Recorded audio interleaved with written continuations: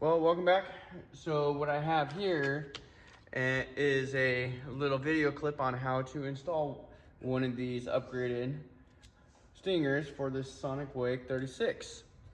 So I've been working on a little adapter plate and then in conjunction with the stinger, all hardware and everything. So this is the newer design I have right now. It's a simple bolt, a little bit of cutting to do, very simple to do. Installation, a lot easier than trying to install one of these and drill and all kinds of different modifications and hack away. You know, being able to just, bolt it in and go is, very nice for some of the people that just don't want to do all that type of modification, stuff like that. Now, people do ask, why have one of these? So something like this one right here, you got the screws right here, you can adjust it and do the angle down, you can do angle up, and how this angle is, you can adjust how the front of that boat rides. So, which gives you a lot more adjustment than what's down here is, whatever the manufacturer sets it is what you get. And, and especially with this boat right here, it really does benefit with something like this. So what I've created is a backing plate that, joins up to it, and then a complete kit, so you don't have to go bouncing around or anything like that. I do have a link in the description here that will actually be somewhere you can pull up and actually order this from. And that would be a direct link to me. Also, I will have an email contact in there too, so you can have that as a reference. And if you're interested, I got this piece right here. So let's get to it. So this is going to be showing how to take one of these, install it in here. Very simple to do. Now, first things first, you do have a stuffing tube in here. Now, with all stingers and drive stuff like that, you do have to cut it. Very simple. I'll show you a little bit of a quick demonstration on how to do that. So, first, like always, you want to, pull the drive shaft out. Next, and then you got your two screws right here.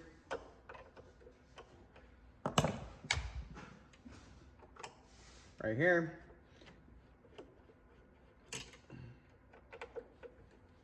Pull out those two screws.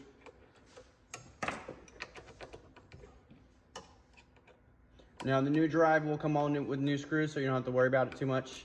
It's already pre-assembled too.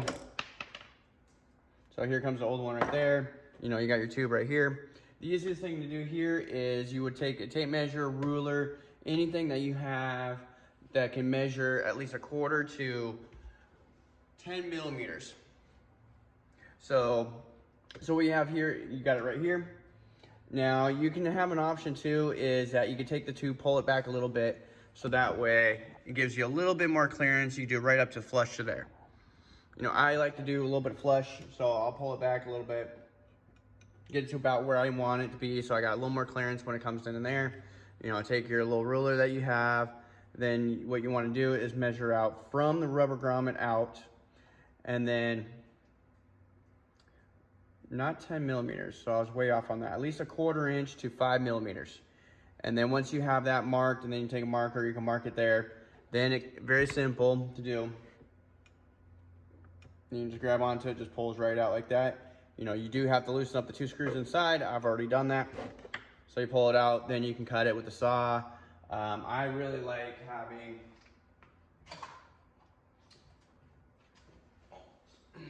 one of these tubing cuttings right here. They're very handy to have. I do a lot of tubing, bending, cutting for different stuffing tubes and different setups, stuff like that. So it's a couple $1 part, maybe up to $10 from your local hardware store. It's nice to have, laying around. So I've already pre-made one already. This boat's already been, I've already had it installed before, so I've already pre-cut it as here. So, basically from here, after you cut yours, you'll have what's left over. You can just slide it back in. And once you're in,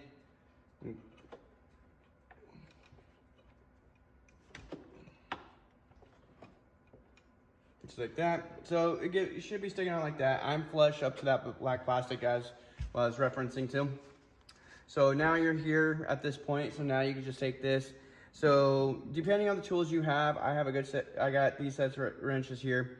allows me to really kind of get in there just like this, and I'll get in here. Now, if you don't have really the easiest access, another thing you do is just take out this screw here, this screw out here, and then this piece will fold back, and you can have easier access to the screws, and you can do, you know, one at a time going in there. So for me, I'm just gonna come in like this, just go back and forth a whole bunch of times. So the screws here are a little bit longer than the stock ones. The little bit longer one just gives a little more bite into the hole itself, just making it a little more secure. There's plenty enough room inside the boat itself for the screws. So just kind of keep going back and forth until it kind of gets fully mounted.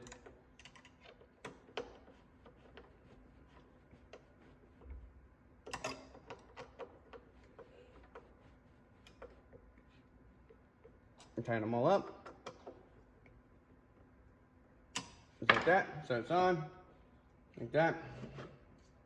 So there's the bottom right there. You got a little bit of gap. Don't worry about that. You want that there so that way this can move, you know, down, up and down and stuff like that. So now you're here. And this is where you do the last little bit of adjusting right here. The best thing to do is when you want to adjust these, get yourself, you know, a nice ruler. And what you're doing is you're coming off here and you want to be the same measurement from here to there with that. Sometimes they like a little bit of a down angle to help keep the bow down with this style of hull. It seems a little flighty on the front end, especially at higher speeds. I will use a ruler sometimes. My tool of choice I'll use a lot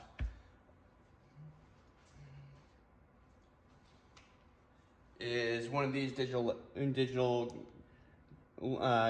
gauges here. And so what you can do is you sit on the back of the boat like this, zero it out, and then you come to, you know, your stinger from there, and you can adjust it with a degree.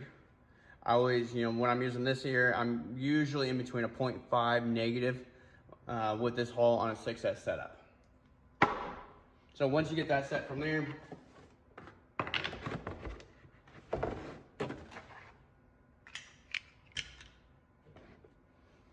and then, you know, this is the heavy duty, you know, cable from Offshore Electrics right here, specially designed for this boat.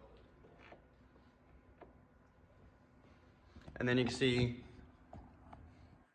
you know, that much cable sticking out, and I'm just touching the collet on there. So